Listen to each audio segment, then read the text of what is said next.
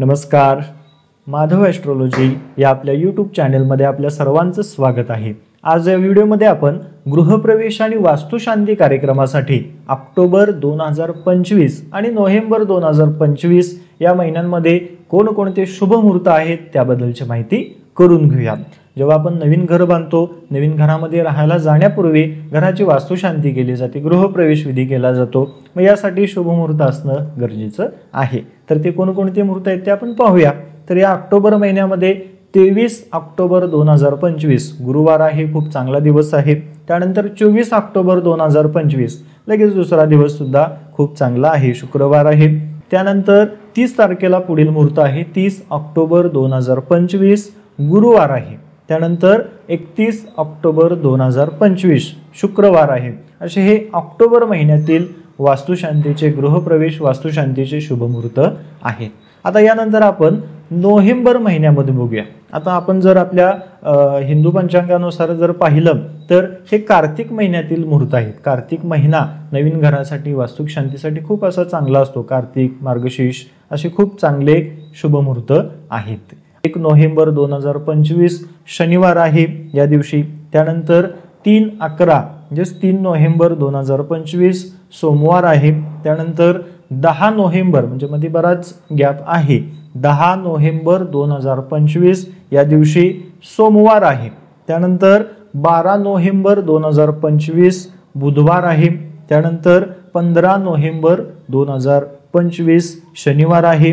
आता आपण यापूर्वी जे मुहूर्त पाहिले ते कार्तिक महिन्यातील आहेत आणि 26 तारखेपासून पुढील जे मुहूर्त आहेत ते मार्गशीर्ष महिन्यातील आहेत। मार्गशीर्ष महिन्यामध्ये सुद्धा जसं श्रावण महिन्यामध्ये आपण पूजापाठ वगैरे बऱ्याच धार्मिक कार्य करतो, विधी करतो, पूजन वगैरे करतो, तसं मार्गशीर्ष महिन्यामध्ये सुद्धा केलं जातं। मार्गशीर्ष महिन्याला सुद्धा खूप चांगलं महत्त्व आहे।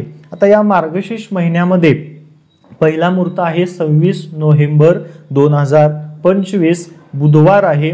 त्यानंतर 27 नोव्हेंबर 2025 गुरुवार आहे आणि त्यानंतर 28 नोव्हेंबर 2025 म्हणजेच सलग मुहूर्त आहेत। 26, 27 आणि 28 असे 3 सलग मुहूर्त आहेत। म्हणजे ह्या नोव्हेंबरमध्ये आहेत। परत डिसेंबरमधले मुहूर्त आपण नेक्स्ट व्हिडिओमध्ये पाहणारच आहोत।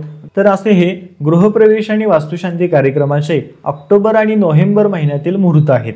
तुम्हाला जर हे गृहप्रवेश वास्तुशांती हे कार्यक्रम करायचे असतील तर मी माझा नंबर दिलेला आहे, त्यावर तुम्ही संपर्क करू शकता किंवा तो व्हॉट्सअपचा नंबर आहे। तुम्हाला काही माहिती हवी असेल तर तुम्ही संपर्क साधू शकता।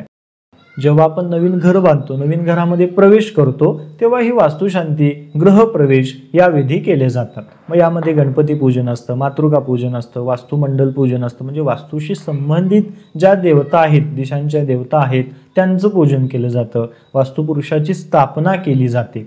त्याचबरोबर नवग्रहाचं पूजन असतं, नवग्रह देवतांचं पूजन असतं, शांती असते।